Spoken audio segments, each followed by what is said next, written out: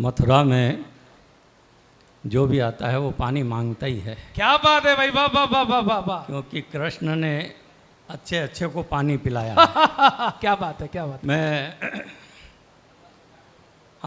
हंसाने के लिए तो हास्य कवि होता है, रुलाने के लिए तो आपके रिश्तेदारी बहुत है।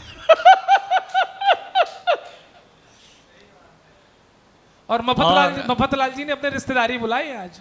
और मफतलाल जी ने ये कार्यक्रम जो जुटाया है विष बाण, इस विष बाण में मैं आपको व्यंग बाण सुनाने के लिए उपस्थित हुआ हूं। बहुत अच्छे। और कविता सुनाने से पहले एक किस्सा बताता हूँ कि एक प्लेन के अंदर, हवाईजहाज के अंदर एक तोता और एक बंदर यात्रा कर रहे थे। वाह। तोते ने घंटी बजाई, एयर होस्टेस आई, बोले क्या चाहिए? बोले कुछ नहीं, मज़े ले रहा हूँ। थोड़ी देर बाद तोते ने फिर घंटी बजाई, बोले क्या चाहिए? बोले कुछ नहीं, मज़े ले रहा हूँ। बंदर ने सोचा कि ये तोता अच्छे मज़े ले रहा है, अपन भी लो। उसने भी घंटी बजाई, एयर होस्टेस आई, बोले क्या चाहिए? बोले कुछ नहीं, मज़े ले रहा हूँ। एयर होस्टेस को गुस्सा आया, उसने पायलट से शिकायत की। पायलट ने कहा ऐसा करो, इन दोनों को उठा के खिड़की के बाहर फेंक दो। और उनको जैसे ही खिड़की से बाहर फेंकने लगे तो तोते ने बंदर से पूछा क्यों, तेरे को उड़ना आता है? बोले नहीं आता है। बोले फिर फोकट में मज़े क्यों ले रहा था? हाय हाय हाय हाय, क्या बात है, वाह वाह। तो हमारी जो कविता है हास्य व्यंग की, उसमें मज़े जरूर आते हैं, पर वो फोकट के मज़े नहीं होते हैं। उस कविता के अंदर राष्ट्र का चिंतन होता है। हाँ। आम आदमी का दर्द होता है, जिसको हम हंसते हंसते व्यक्त करते हैं, उसे हम व्यंग बाण कहते हैं। और उसी व्यंग बाण, विष बाण के इस कार्यक्रम में मैं व्यंग बाण से कविता का शुरुआत कर रहा हूँ। एक भिखारी के माध्यम से कविता सुनाना चाहता हूँ। ये कविता आपने पढ़ी होगी निराला जी की, भिखारी की। उन्होंने करुण रस की कविता लिखी थी। उसके बाद मैंने भिखारी के माध्यम से एक हास्य व्यंग की कविता लिखी। देखिए, भिखारी और मेरे बीच बातचीत हो रही है और आप कविता का आनंद लें। कि एक दिन सवेरे सवेरे पास आकर मेरे एक भिखारी बोला, बाबूजी चाय पीऊँगा। मैंने कहा पी। फिर बोला पैसे नहीं हैं। मैंने कहा तो फिर मत पी। अच्छा, भिखारी ऐसी बात करते हैं। एक भिखारी आया मेरे पास, बोला बाबूजी पैसे दीजिए, चाय पीऊँगा। मैंने कहा तो भिखारी तो नहीं लगता है। वो बोला आप कौन से बाबूजी लगते हैं?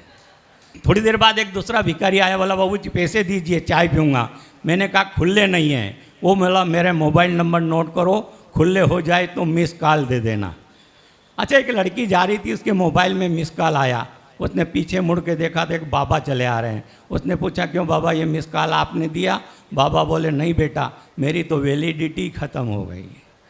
तो ये कविता कैसे प्रारंभ होती है कि देखिए, हास्य की बात है कि एक दिन सवेरे सवेरे पास आकर मेरे एक भिखारी बोला बाबूजी चाय पीऊँगा। मैंने कहा पी। फिर बोला पैसे नहीं हैं। मैंने कहा तो फिर मत पी। चाय ज़रूरी है या मुरारजी देसाई जैसी कोई मजबूरी है कि मर्जी न मर्जी पीना ही पड़े? इतना कहकर हम स्टेशन की तरफ बढ़े तो वह पैर पकड़कर बोला बाबूजी आजकल के ज़माने में कचहरी हो या थाने में, जहाँ देखिए वहाँ चाय की चर्चा है, भोजन से ज़्यादा इसका खर्चा है, फिर भी लोग पी रहे हैं। और हिंदुस्तान में बहुत से लोग इसी के सहारे जी रहे हैं। और आप चाय का महत्व तो इतना है कि आज चाय बेचने वाला आदमी हिंदुस्तान में प्रधानमंत्री बन जाता है। एक बार तो राहुल बाबा निर्मल बाबा के पास चले गए, बोले बाबा वो चाय बेचने वाला प्रधानमंत्री बन गया और मैं प्रधानमंत्री का बेटा होकर प्रधानमंत्री नहीं बन पा रहा हूँ, क्या करूँ?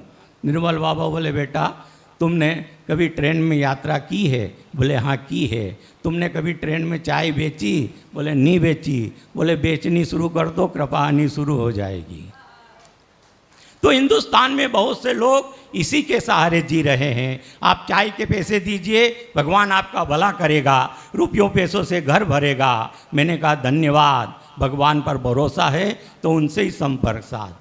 मुझे बीच में क्यों लेता है? वह बोला खुदा देने वाले को देता है, वरना इंसान तो खाली हाथ पैदा होता है।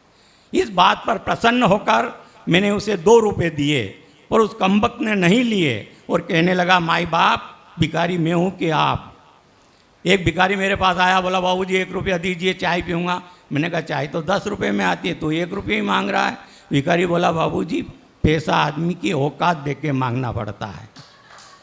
थोड़ी देर बाद एक दूसरा भिखारी आया, बोला बाबूजी 20 रुपये दीजिए, चाय पीऊँगा। मैंने कहा चाय तो 10 रुपये में आती है, तो 20 रुपये किस बात का मांग रहा है? बोले मेरे साथ मेरी गर्लफ्रेंड भी तो पिएगी। मैंने कहा भिखारी होके गर्लफ्रेंड रखता है? बोले उसी के कारण तो मैं भिखारी हूँ। तो मैंने उसे 500 रुपये दिए। भिखारी बोला 500 रुपये मत दीजिए। मैंने कहा रख ले। वो बोला मत दीजिए। मैंने कहा रख ले। वो बोला मत दीजिए। मैंने कहा क्यों? वो बोला मैं भी पहले ऐसे ही देता था।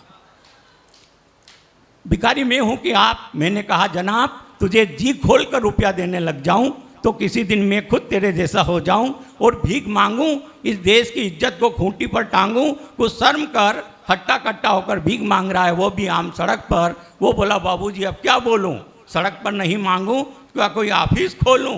मैंने कहा इज्जत से डर, कोई काम धंधा कर, बिना धंधे के जीवन अधूरा है। वो बोला ये धंधा क्या बुरा है? वाह वाह, बहुत सोच समझ के पकड़ा है, इसमें न कोई झंझट है, न कोई झगड़ा है, न कानून न कायदा, बस फायदा ही फायदा। आए हाय, वाह वाह वाह। मैंने कहा तुझे ज्ञात है, मैंने कहा तुझे ज्ञात है भीख मांगना कानूनन अपराध है। इतने में कानून का रक्षक यानी कि एक सिपाही आ गया। भिखारी उसे देख घबरा गया। सिपाही ने एक नज़र डाली, भिखारी ने कटोरे में से एक 10 रुपये की नोट निकाली और सिपाही को थमा दी। सिपाही लेकर चल दिया। भिखारी बोला बाबूजी आपको देश का कानून दिख गया, केवल 10 रुपये में बिक गया। आए हाय, वाह वाह। भिखारी बोला बाबूजी आपको देश का कानून दिख गया, केवल 10 रुपए में बिक गया।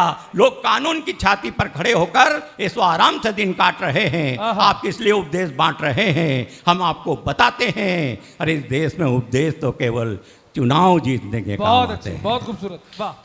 मैंने कहा बेशरम, मैंने कहा बेशरम, एक तो भीख मांग कर खाता है, ऊपर से मुझे राजनीति समझाता है। अच्छा राजनीति क्या किसी के समझ में नहीं आती है साहब? एक बार एक बच्चे ने अपने पिता से पूछा कि राजनीति किसे कहते हैं? तो पिता ने कहा देख बेटा ये तो तेरी माँ है, घर चलाती समझ ले सरकार, मैं कमाता हूँ, मैं अर्थव्यवस्था। लड़का बोला मैं, बोले तू जनता, बोले छोटा भाई, बोले लोकतंत्र, और घर में नौकरानी काम करती है, ये बोले कर्मचारी। अब पूरा परिवार सोया हुआ, रात को 2 बजे बच्चे को भूख लगी, किचन में जाके देखा तो खाना नहीं। माँ के कमरे में गया तो माँ सो रही है, छोटा भाई गंदगी में पड़ा पड़ा रो रहा है। पिताजी के कमरे में गया, पिताजी कमरे से गायब।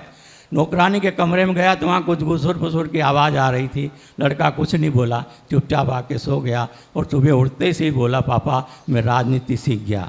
पिता ने कहा कि लोग 50-50 साल में राजनीति नहीं सीख पाए, तू रात भर में सीख गया। अब लड़के ने जो जवाब दिया, जवाब अच्छा लगे तो ताली बजा के समर्थन करना। लड़का बोला पापा, बोला इस देश की राजनीति ऐसी है कि जनता भूख प्यास से दुखी है, लोकतंत्र गंदगी में पड़ा हुआ है, सरकार घोड़े बेच के सो रही है और अर्थव्यवस्था कर्मचारियों का शोषण कर रही है। अच्छा। ये इस देश की राजनीति है। तो एक तो तू भीख मांग कर खाता है, ऊपर से मुझे राजनीति समझाता है। चुल्लू भर पानी में डूब के मर क्यों नहीं जाता है? वो बोला मैं क्यों मरूं, डूब मरने के लिए भी देश के नेता जिंदा हैं, जिनका आजकल यही धंधा है। और मेरा तो इतना तर्क है, उनके और उन भिखारियों में और नेताओं में कोई ज़्यादा नहीं फर्क है, कोई ज़्यादा नहीं फर्क है, कोई ज़्यादा नहीं फर्क है।